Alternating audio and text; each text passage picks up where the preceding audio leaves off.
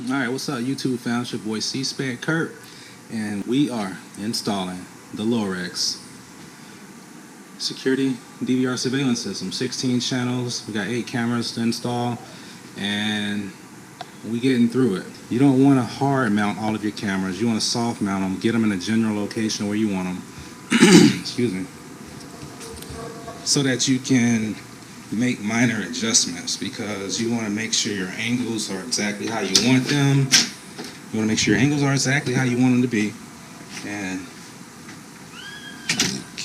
also, a thing for you to make sure you're aware of is that these are 2-axis cameras, meaning they have a rotation and they can go left and right. They don't swivel at the base, which sucks. You would think it have a 3-axis, so it'll swivel at the base, which makes it easier for adjustment. In that case, you'll be able to hard mount it and be able to move it all directions. But in this case, I have to mount one screw so that I'm able to rotate the base as well as make other adjustments to the camera. So when you're making adjustments, all you need to do is run one NVR cord from your DVR box out to your camera, make your adjustments on your cell phone. Of course, you want to take your cell phone, you want to scan the QR code that's on top of your DVR box, get all that set up, which is easy to do. No need to even go through that. You just download the Lorex Cloud app, you add DVR, scan the barcode, create your password on the box, type your password in on the app, and voila, it's that simple. It's nothing at all hard about getting this thing going online. So with that out of the way, you run one cord to your camera, and then from your camera, you just watch it on the app, wait for it. It took like 2 or 3 minutes before it even populated on the app, so just give it some time. And once it finally do, the adjustments, the motion is simultaneous, so it goes, it's quick. There's no delay really.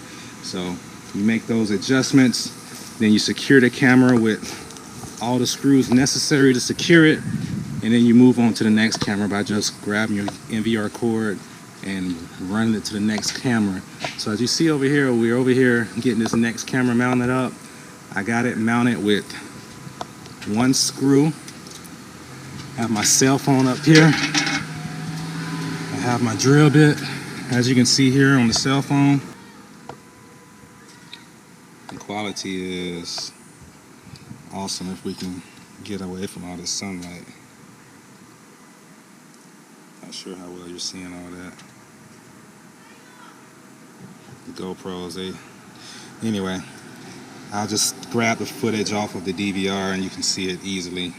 But yeah, as you can see, this is what the footage is looking like right here, and this is streaming live right here off my NVR camera.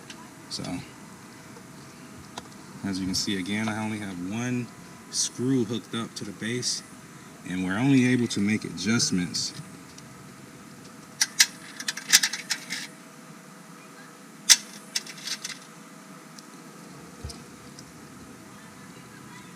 right here by going side to side, because there is no rotation at this base here. So most cameras, you're able to turn this here. These cameras are not turning here.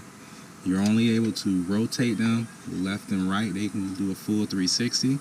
But you don't want to do too much turning like that, because you don't want to damage the cord inside. So probably 180s. Just do 180s, one direction, another direction, but it'll do a full 360. And you're able to go all the way in at a 90-degree angle and all the way back out at 180 degrees. Let's see, 90, boom, well, 0 to 90.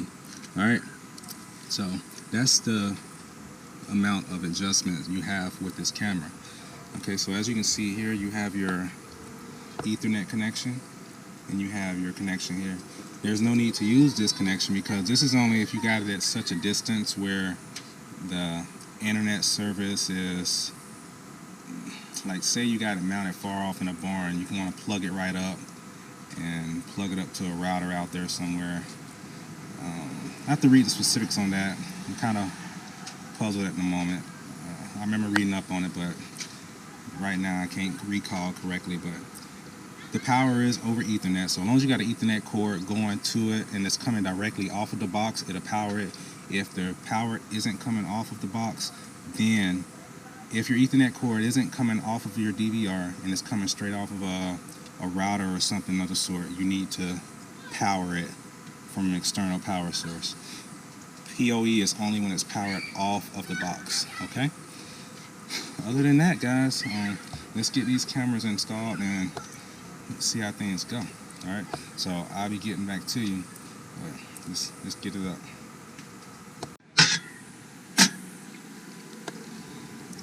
All right, first of all, guys, some tools you're going to need is a Phillips screwdriver. Your cameras come with the screws already, and to expedite screwing in the screws, of course, remember your camera always comes with a mounting template, but like I said, due to it not having an axis at the base that rotates, it's highly suggested that you put in one screw so that you can move your base around, and it makes it a lot easier when you use a drill bit, especially in a surface like this aluminum, to get through that aluminum to get to the wood beneath it. And yeah, that's just some of the tools that you're going to need, and it makes the process much easier. Make sure when you're using your screwdriver, you get you a head that fits in this hex opening really tight, because you can easily strip it out, especially if you're using a drill. So, and these aren't the highest grade of screws as well, so keep that in mind. What's up, YouTube family? We out here. Installation has been commenced. We out here getting things wrapped up. As you can see, this is how we're looking so far. Got 2 cameras mounted over here. Got one mounted right there. And I'm just trying to get every angle possible. You know, you got 8 cameras. You're going to put them to use. Got one there. We got one here. So what I did is I took my Ethernet cable, I ran out the front door, and I went to each and every camera using the Lorex cell phone app, and I checked the positioning of the camera like so, and made my adjustments like that. And yeah, it's a wrap. So next thing to do once you get all your cameras adjusted based on the app is you want to run your Ethernet cable, which is what you see right here. Ethernet cable. You're going to run that cable behind the siding. And you want to find a point of entry on your home in which you can run the cable into. And the way you go about doing that is you want to get you one of those little wood drills. I guess you can say a stepper drill, or you can go with something, just go to big old drill bit if you got one. But a stepper drill would be great, as well as one of those circle drills. You cut out a little hole, something not too crazy, but enough to accommodate all of those cables going in, and it's easy to get access to on the other side. Alright, once you've established that point, you just want to go ahead and get your, look at that, buddy. Once you establish that point, you want to go ahead and start running your cable through. And what we're going to use is, I'm going to use a clothes hanger. I'm going to wrap the head of this around the Ethernet cord. I'm going to push it through there. I already know where it's going to come out on the other side. I'm going to reach my hand through the wall, and I'm going to find this, and I'm going to pull the wire through. And at that point, I'll be able to run other cables and attach them to that same cable and continue to pull it all through and get all of those in on the other side. So let's go ahead and get that done. So as you can see, we're running our cable behind everything down here on the ground, so that when it's time to tuck it behind the vinyl, it'll be easy to accomplish that task. Be careful to watch out for spiders and things of that nature, which you're going to have black widows and all kind of stuff hiding behind this vinyl. So I suggest using some gloves. If you're able to treat that area that you're going to be running cable in, to treat that area prior to installation, so that you're not coming outside to end up with a spider bite. Because you don't want those problems. I'm telling you, I ain't had that problem, but shit, I definitely don't want it. I can promise you that. Alright, so I'm gonna stick this in here. Feed that through. Well, not yet. I want to put my clothes hanger. I'm going to put my clothes hanger on here first, and I'm going to establish the connection on the other side as far as get this through the other side. And at that point, I come back out here with some black tape, and I'll tape my other Ethernet heads to pieces, to parts of this wire, and continue to feed it through so that I can get all of this through. Not all of it, but all of the other Ethernet cords through, and then I pull it back out so I don't have too much excess on the other side. Then I go ahead and run the wire where I want it to, and then at that point I'll decide where do I want my slack to be. Do I have room to keep the slack out here behind the vinyl, or will I put all the slack in here between the walls? Alright. Alright guys, so I ran a clothes hanger through the hole, and on the end of the clothes hanger I attached the Ethernet cord. And so we're going to go on the other side, and we're going to locate this clothes hanger that I put through the wall already. Alright, what's up YouTube? We're doing this installation here. We are now in a location where I'm going to be bringing my Ethernet cord through, and I can already see the clothes hanger from where it's entered into the home behind this wall here on the exterior. But as I know, for most people, you probably won't be able to see it in all cases, which is why it would be a good idea to have a magnetic tool like such, so that you can locate it. Being that the clothes hanger is metal, of course, you take the magnet, stick it in there, and it is attached to the clothes hanger. So when you see the clothes hanger, you want to grab it and pull it through. Let's go ahead and do that.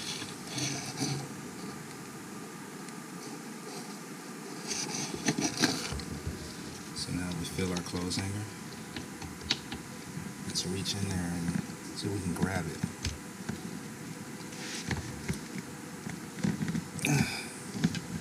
I dropped it.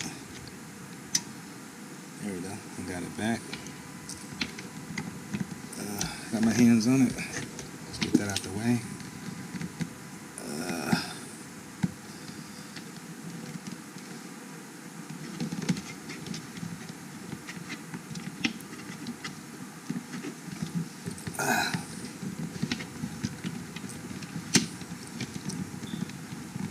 Let's pull that clothes hanger on through there.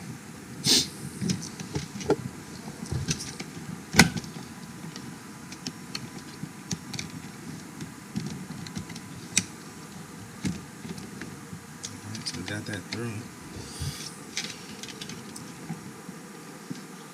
And you just want to reach in there and try to feed this line through without pulling too hard on the angles.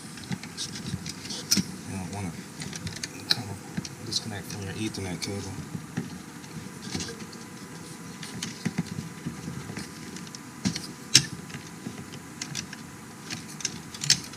Try to get this situated in the back. When you do your clothes hanger, try to not make edges like this. As you can see, it got hung up on fiberglass coming through the wall. I heard it ripped plastic in there or something. But here's my Ethernet cord. So we got that through. So now at this point, I'm going to get some black electrical tape, and I'm going to take the remainder of my cords into this cord and feed this through, as well as bringing those through with it, so that I don't have to continue to do this same process over and over. All right, gang. You know who that is already. But anyway, yeah, I'm subscribed to that dude. Yeah, but anyway, this is what it is, guys. We got the Ethernet cables going into the wall here. Just so you can see real quick, I pushed it in. This is how you attach the other Ethernet cables, and I have two other ones attached to the first one I initially put in, so we're going to be pulling 3 more cables through here. Just push that on in there, get it in there, give it a nice little start, make sure it's free past all the structures and stuff. Make sure you got some slack. I'm pulling 3 additional cables in, and let's go ahead and go on the other side and get that cable in. This is all our Ethernet cord here. This is 60 feet of cord per reel. Now for my cameras farther over there about a garage, I'm pretty sure I'm going to need at least 120 feet of cable. I'm going to walk it out and see what I got. Come on, Isaiah. I'm going in here to do something. Get your trash.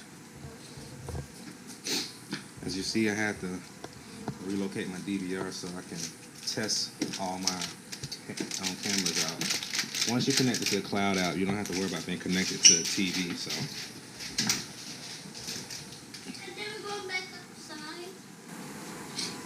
Alright guys, as you can see, we got the Ethernet cable coming through, and I got my first Ethernet cable tied into it with the tape. So what I'm going to continue to do is just pull it in. Let's see if we can get this thing through. Some minor obstruction going on here.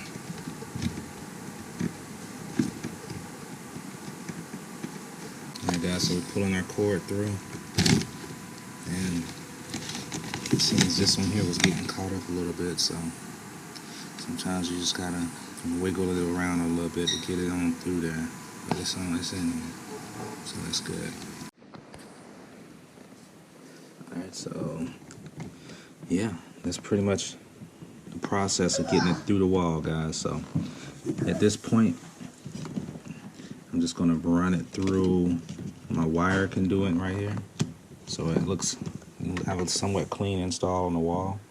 But this you can get from Lowe's or Home Depot. I'm gonna run your Ethernet through here, and at that point you have your face cover to cover up everything. And from that point, you just plug the wires into your DVR, and at that point, installation is complete. I'm just gonna have a few more cameras to connect, but I just want to make sure you guys get a basic understanding of the process. It's completely doable on your own. It's a do-it-yourself project. You don't have to spend $600, $500, whatever these people are gonna charge you to get it done. So anyway, it's your boy C-Spec Kurt coming to you with some more useful information. I hope it was beneficial to you. I'm going to keep it coming, so won't you bring on the subscriptions? Won't you bring on the views? Share the video as much as possible.